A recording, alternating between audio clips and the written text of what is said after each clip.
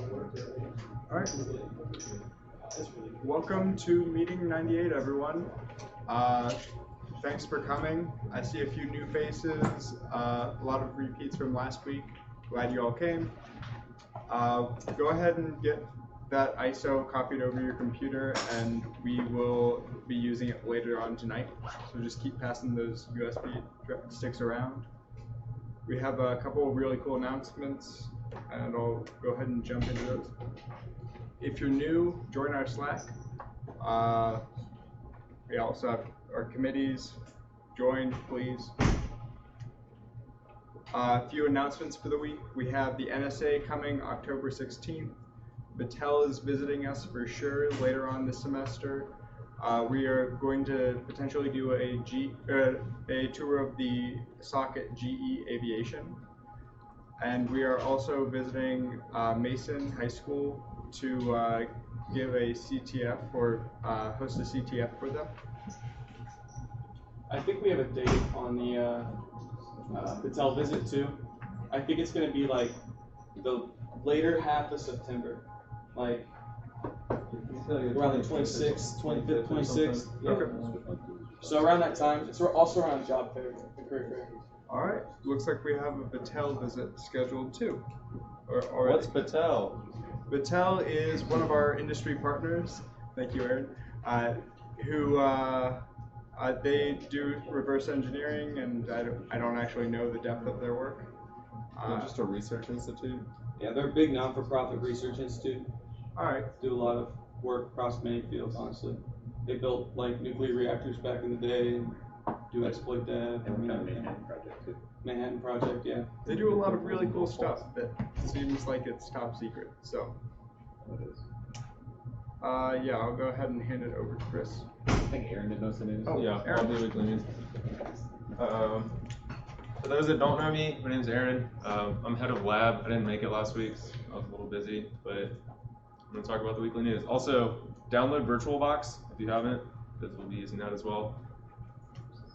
So first up, Huawei came out with some accusations that the U.S. had launched cyber attacks to infiltrate their networks, and they were also sending FBI agents to their employees' houses and trying to get information out of them. I think Chris even mentioned that they arrested one lady and held her hostage. I think it was the CFO was extradited from Canada to the U.S. Yeah, that's about a month and a half ago. That's interesting. But yeah, Huawei didn't really come out with any evidence. They kind of just made the accusations, and then that was that. I think they're just bitter about the trade war, so who knows? There might be more to come out on that. But then, yeah, the U.S. thinks Huawei products can be used for surveillance to exfiltrate data back to Beijing. North Korea, always fun to talk about. They reportedly used cyber attacks to steal over $2 billion from financial institutions to fund their nuclear program. There's really not much more else to talk about that, but It was from the UN report that they've been doing that for the last 10 years, and everyone's really known about it. just get away with it. Yeah. Interesting. Also, there should be a picture there. The social engineering toolkit, this came out I think last week. Found this. It's called Domin. Apparently, it just What is this? This is a new SE toolkit that people are using out in the wild. I don't think it's one of the research ones. These slides are not up to date. So, for those of you that don't know what the social engineering toolkit is, the social engineering toolkit was developed by Dave Kennedy, right? Yep. Trusted Sec, which is an awesome there's a Wi-Fi cybersecurity disconnect. consulting company up in Cleveland. I think they're partnered with the Cavs. But it's really an awesome tool. You can use it to craft up phishing sites. Basically anything you would need to social engineer somebody. Scraping of LinkedIn, scraping for usernames, finding out what social media accounts they have. All that can be done in the social engineering toolkit. So this is apparently a new one. Yeah. So this one generates fake software updates, and then from there it installs a remote access Trojan. It's extremely customizable, and basically, depending on their geolocation / browser or OS type, it can generate different types of interfaces to be like, hey, Flash needs an update, or Windows 10 needs an update. So it's apparently extremely dynamic and apparently really lethal. But I thought that was a really interesting read. There's some other stories that I didn't really have time to go through and document all of them, but I think Chris dropped these in here. And then we're going to move on to our demo with virtual machines. All right, Chris. So has everyone gotten the ISO from the USB drives or from the website? Who has not gotten it?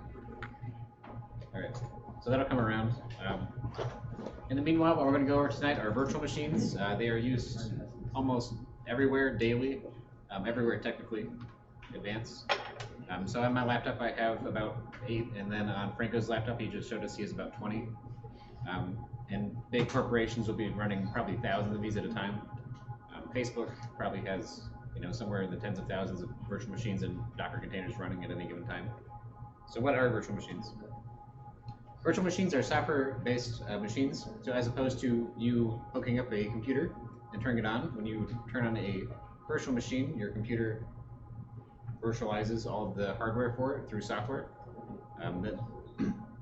The software that does that is referred to as a hypervisor. So you can share resources with a host machine, and basically what this ends up looking like is you can run a machine inside a machine on a machine. So that's where it really begins. So your hard drive for the computer will be stored as a file on your actual host machine, and you can do things like pause the actual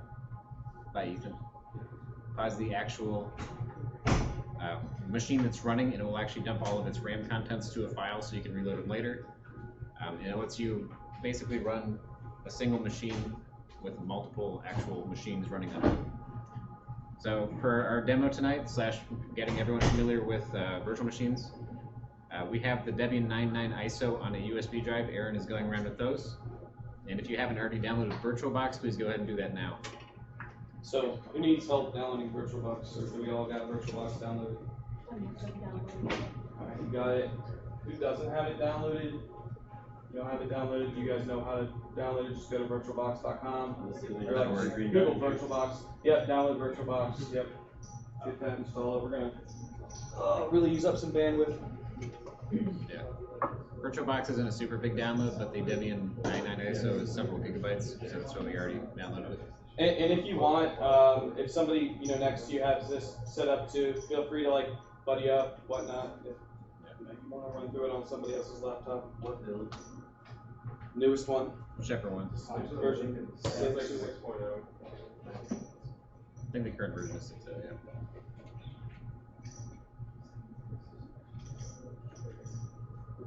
So I'm going to get away from our presentation slides. Anybody else need ISO?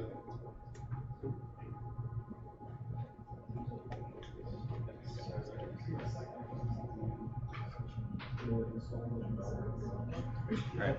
So when you install VirtualBox and you open it, and it ends up looking like this. Is anyone still waiting to install or download the ISO? Oh, not yet. Okay. Either one. Alright. Open up VirtualBox if you already have it downloaded. Yeah.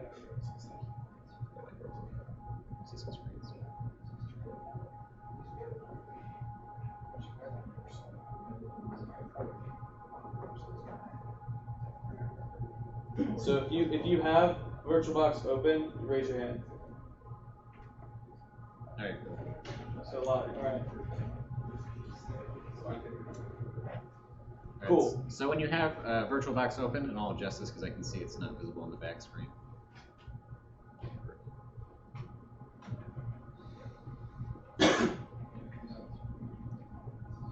The way you add a new machine is you just click New. It's pretty straightforward. For our uses, when you have the ISO, just name your new machine Debian, and you can see that will automatically configure some of the other settings, such as what the OS type is and what the bitness is. So we're just using Debian 64-bit. And then you can set how much memory you want the machine to have. This is limited by how much memory you have installed on your actual hardware, but typically a Linux virtual machine will use no more than 2 gigabytes of RAM, which is 2048. And then if this is your first time making a machine, you always want to create a new virtual hard disk, just so you can actually. Oh. Sorry.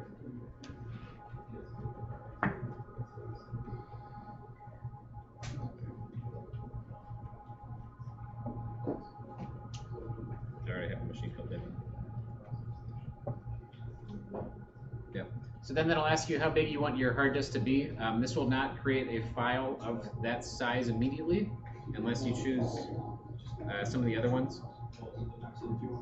So all these formats are used by the different virtualization software systems.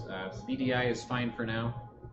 You probably want to crank it up to about 32 gigabytes though, and make sure it's dynamically allocated, which means that as you use the actual disk space, it will make the file larger. But if you use fixed space, it'll just create one huge 32 gigabyte size file.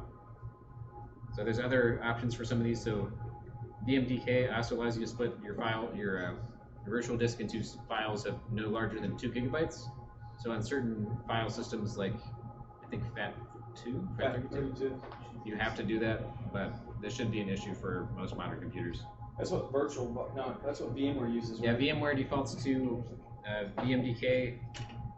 Microsoft Hypervisor uses VHD. VirtualBox uses VDI. They're all pretty much interchangeable. There are utilities that usually ship with each hypervisor that you can just switch from any to whatever you're using currently. And there is a default format called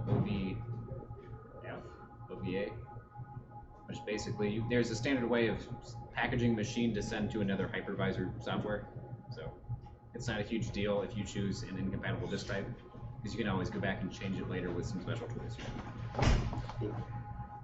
Man. I have all kinds of issues with this today. Right. So it's not letting me make that machine, but luckily I already made one earlier that it did let me make.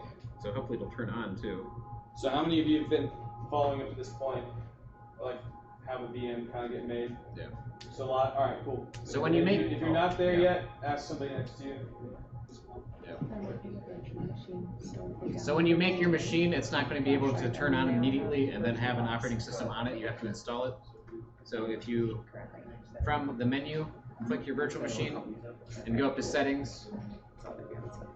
Right about in the middle is the storage option. So under the IDE controller, this is default for VirtualBox. It'll add an IDE controller, which is basically like a virtual disk drive.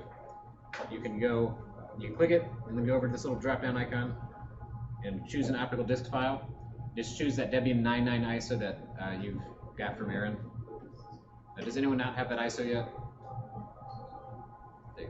Who has the flash drives? Does Aaron have all of them? Okay, cool. I don't know. 3 of 4. Aaron, we need one up here. I think one of them's corrupt. I'm not sure. One of them might be corrupt. I kind of. I'm not sure which one.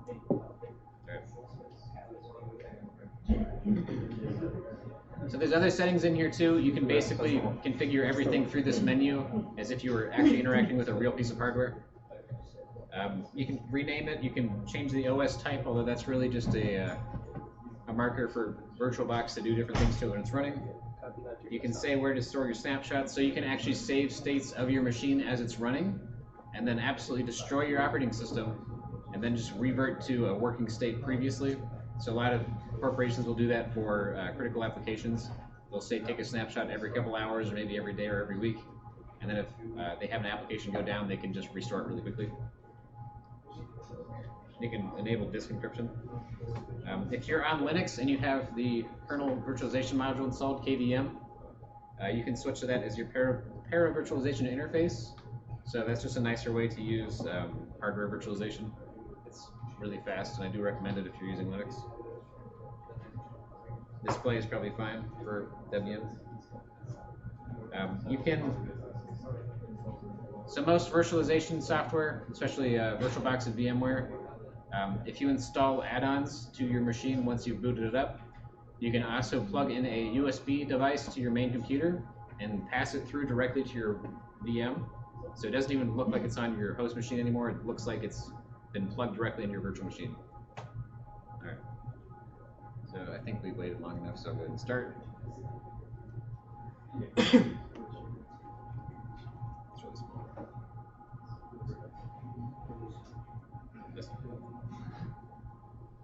I'm just trying to make this larger.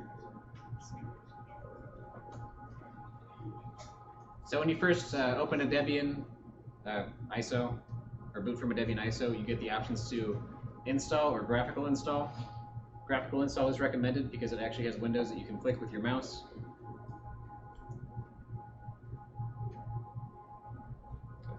Is anyone not at this step yet? Aaron, where'd Aaron go? Can you help him? Do you need help? Oh, okay, sorry. Alright. For languages, I'm going to choose English, but you can probably choose whatever language you want. United States, English.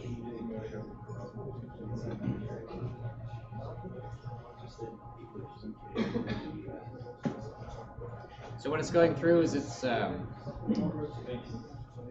think just extracting the set of packages to the disk. Yeah.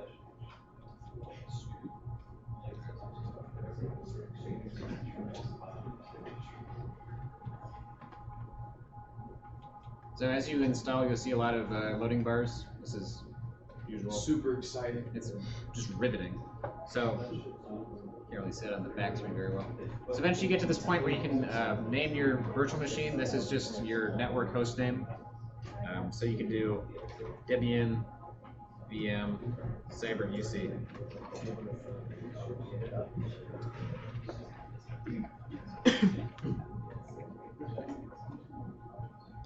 The domain doesn't actually super matter for anything except for a web server VM. So if you're on a home network, you can make it whatever. Wi-Fi UC edu is the default domain for everything connected to the Wi-Fi here, so it's fine for now.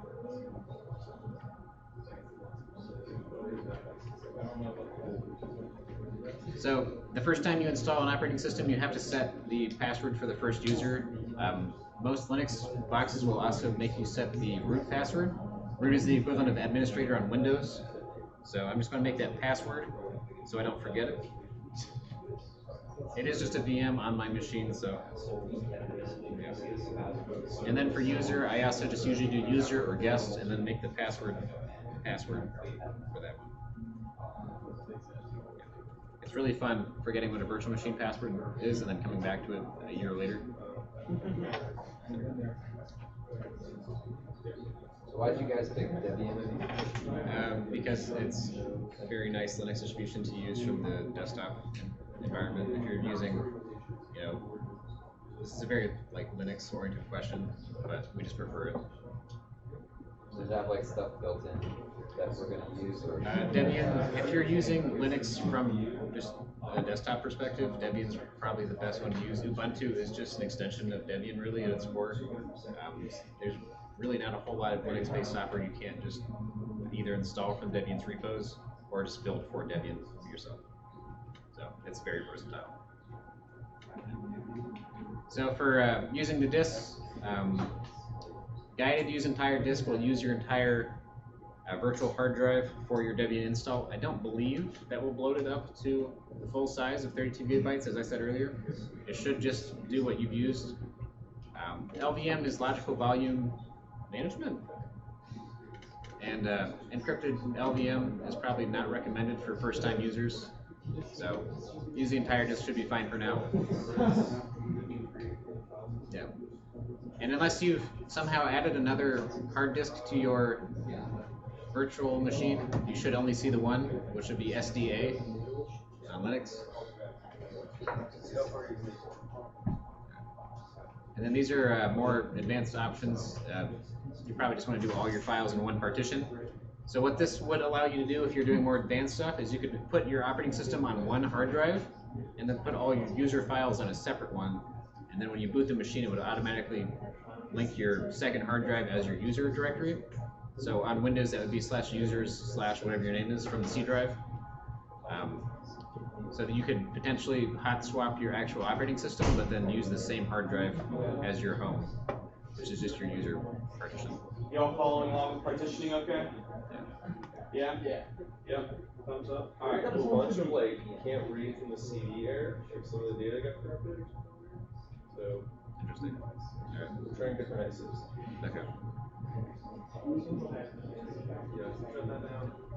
So before you do anything, it'll ask you if you want to make these changes to your disk. What this says is make a 16 gigabyte partition on the main hard drive that is ext4 So it's just a file system format similar to NTFS, which is what Windows uses by default. And then a swap partition is just if you have extra RAM usage and you don't have that much more RAM, it'll just write it to a disk, which is when your computers get really slow when you have a lot of applications running. It's because it's using swap space. Continue. What do you mean? I'm not paying.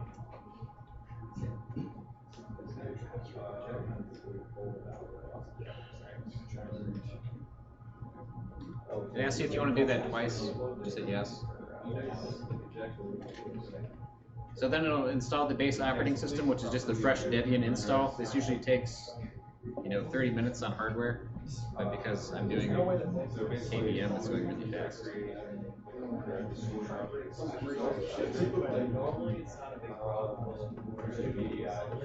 Does anyone have any questions? No? Anyone need any help? Yeah, does anyone need any help? You're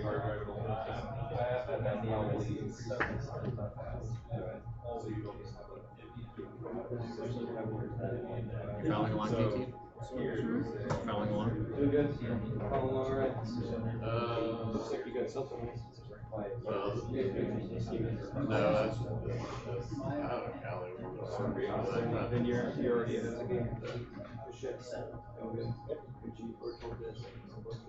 So while that's loading, we're just going to go back to our slides for now.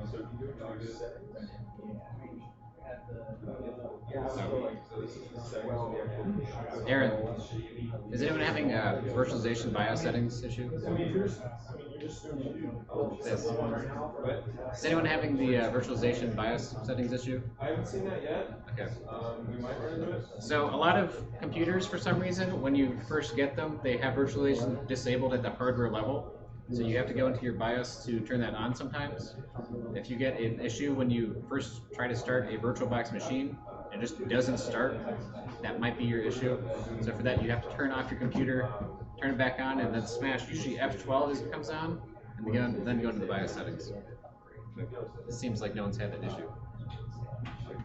There. Use the same instructions. So hypervisors, VirtualBox is a hypervisor. They're the software components that run the virtual machines. Slow down. We're still getting ISOs copied over, so. Okay. I'll just go over this while people are loading most of stuff up. So some of the common self-hosted hypervisors, that is software that you install. VirtualBox is what we're using. It's pretty cross-platform and free. We've got VMware, which is a more enterprise-oriented one. So they make vSphere, VMware Player, VMware Fusion. So they have most operating systems covered with that. vSphere is very popular in the industry. Yeah. So if you get out and start doing work, you're probably going to interact with vSphere. Yeah. And then Hyper-V, which is basically Microsoft's version of everything VMware makes. And then the QEMU and KVM combination is a series of open source projects that let you have a very fast and cross-architecture capable virtualization system. And then Proxmox is a host server a lot of people use. So cloud hypervisors, AWS EC2 is just running virtual machines on Amazon's hardware. So that is considered a hypervisor, but it's not quite the same as local ones. Azure and Google Cloud are both the same thing too. And there's a lot of cheaper options in those guys too. Yeah. Like Linode, I like Linode a lot. Yeah.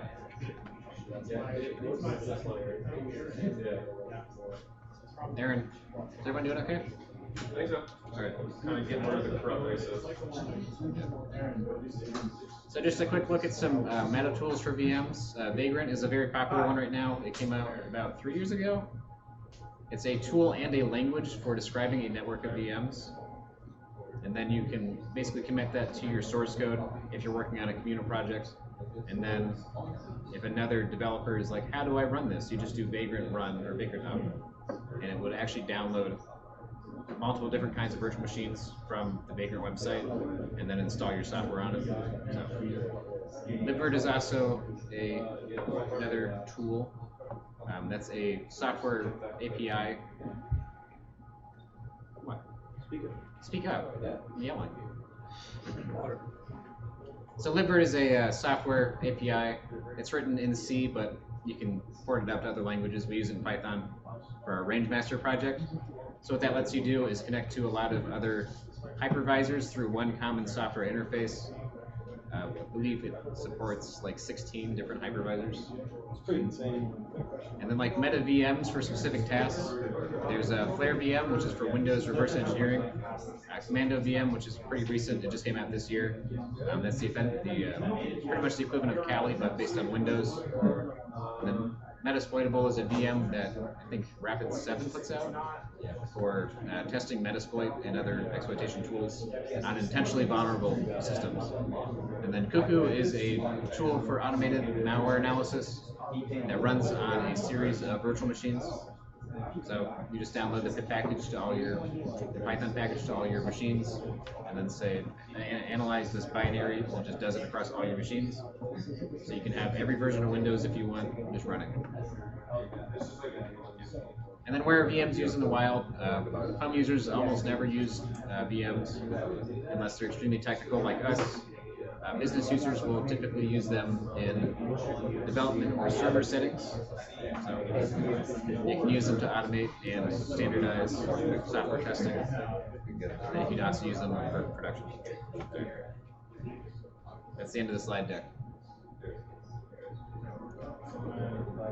How's everyone doing on installing VirtualBox and getting this information? Yeah, with my bias too.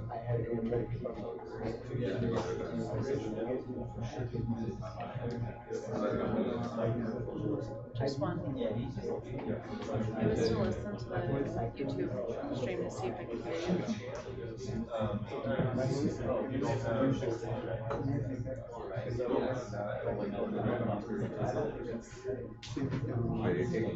Anyone else?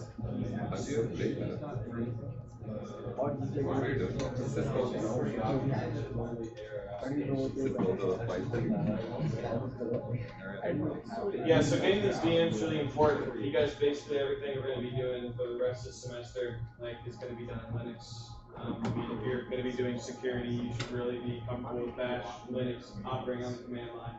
So, while installing VMs is boring for now. They'll be extremely useful. Yeah. So part of the reason we're doing a Debian VM as opposed to say like a Windows or maybe Mac VM or Kali, or yeah, we could have done Kali, is next week we're going to be going into Linux basics. So we'll be covering a lot of command line utilities and just kind of how Linux works. It's really good. So make sure you bring your laptops back next week. Does anyone have any questions? Yeah. All right.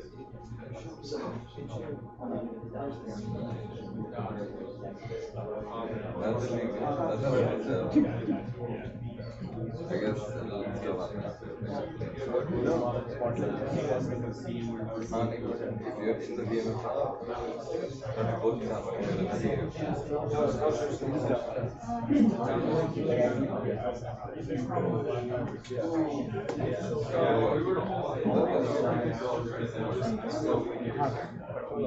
I want to go back to host machine.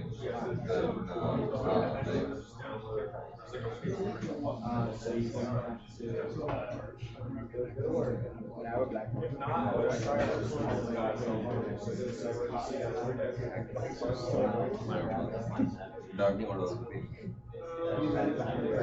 I got the back. Following? I think so. Didn't have a chance to get my laptop because it came from something else, but I'm following what I've seen. You first year. So all of our presentations are posted on YouTube. So you want to probably get later. If you're not interested, that's fine too. I'm definitely interested. I think I'm missing the technical knowledge to understand some bits of it at this point. This is one of the more foundational things that you can do. Basically, if you can't either get a VM set up or just use Linux natively, you're going to be doing the rest of everything with your hands behind your back. So, No, I can definitely set this up. I just mean I'm hearing some terminology that I know. Like what?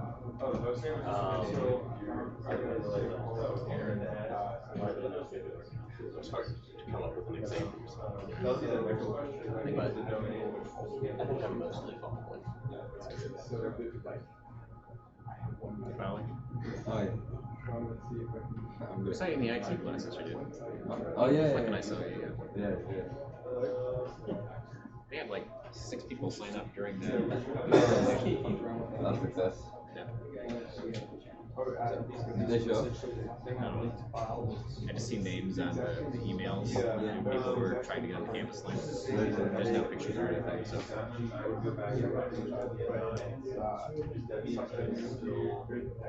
Quick sidebar. Do you update Kali yet? I want to know how big the file size is. Aaron got Kali to update. So the issue with doing Kali on UC's network is they block the not the website but the update repos. So you have to use the other, I think like California.edu or Kansas.edu mirrors for packages, which is just very, very slow. So most of you guys have your VM all set up? You can download it, it just takes a lot more time to install. If you have Debian installed, raise your hand. If you got it all good, you're good to go. Yeah. Alright, cool. Alright. I'm out of slides. Good shit.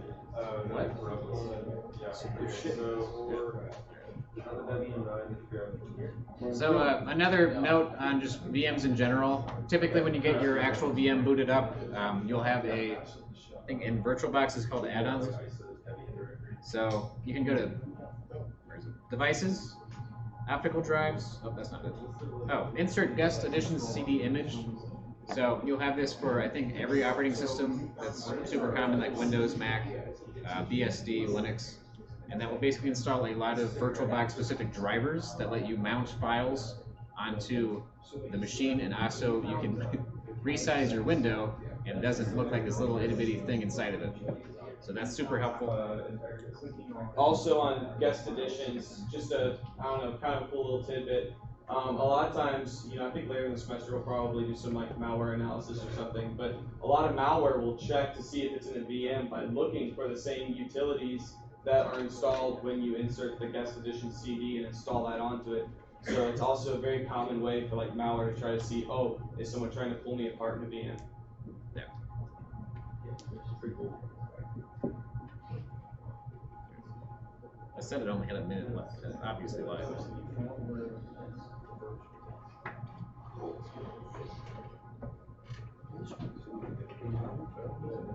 How would you go over using the California servers for the update? The California servers for the Kali update, how would you have to update the keyring? You know what apt is? Yeah. So you just go to apt edit sources and then you just add the server as a source. This list here is on the Kali website. The website's unblocked, it's just the FTP site. Has it wasn't unblocked last year, and then we had like 4 people in the lab one day, and we just kept sending like this unblocked. So it took about 2 days for it to come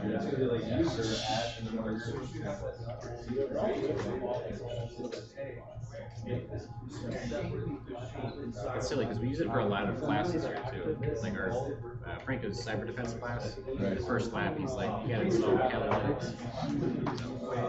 So, considering it wasn't available on the network, it's kind of difficult to do that. Yeah. Also, if you had questions, Wait, that's what the spam tracker thing was on no, that's something. Most of what you're more comfortable with, like low-level stuff, like on another code that you want, just like straight up. Like,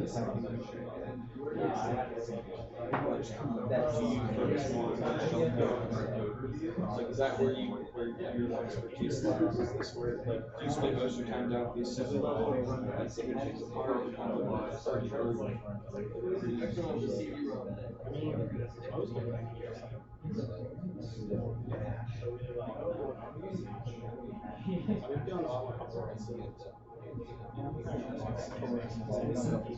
No. Hey Zach, there's a trophy for you in the lab. There's a trophy for you in the lab still. Yeah. We had your little picture in that thing too.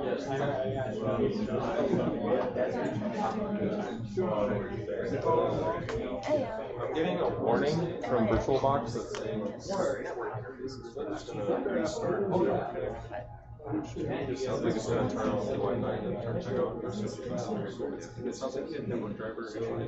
So you just like, Oh, I didn't go for network stuff. But that's not functioning one yet. I guess I could. This is good. A ton of people already showing.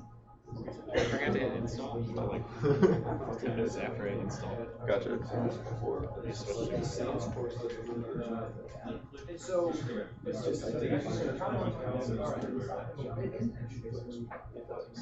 All right, just another comment here on some of the network options for the virtual machines. The default option is NAT, which basically uses your host machine as a router. Super important. Yeah. So if you run a virtual machine for that, you should be able to connect to the internet when your host machine is, but you won't be able to reach your machine from your local network. You should be able to hit it from your host machine though. NAT network puts the machine on a network with other virtual machines, but also through NAT. So again, your host machine acts like a kind of pseudo router, and then you have a local network with other virtual machines. So that's, imagine like a home network inside of your computer. Bridged adapter does a lot of interesting magic to make it look like you have two machines talking on one physical network card. So you can actually reach in and touch your virtual machine on the network from other hosts. There are a couple issues with not VirtualBox, but some other hypervisors that if you do this, your host machine cannot actually talk to your virtual machine, which makes no sense.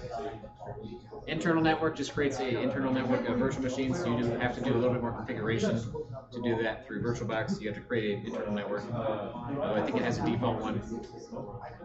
Host-only adapter will connect the machine only to your host machine. However, that also creates a network that you can connect other virtual machines to.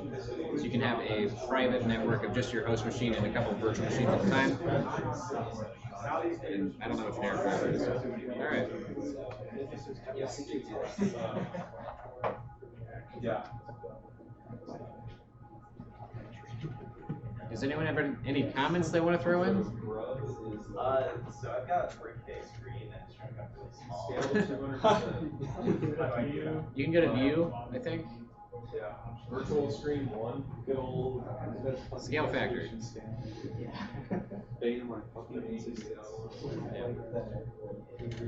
So if it's too small, you can make it larger. If it's too big, it doesn't really do that. All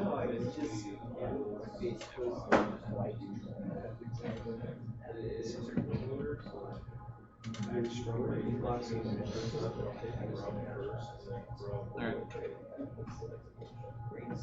That's it. That's it. All right. Yeah.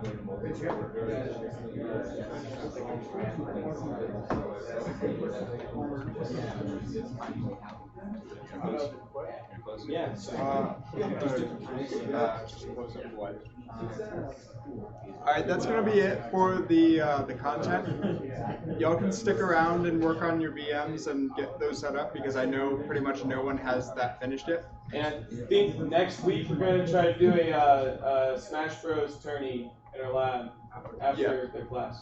I think that next week is we're planning on doing that, and we'll keep you updated with that over Slack and probably email. All right, JT, can you kill the live stream? Huh? Can you kill the live stream?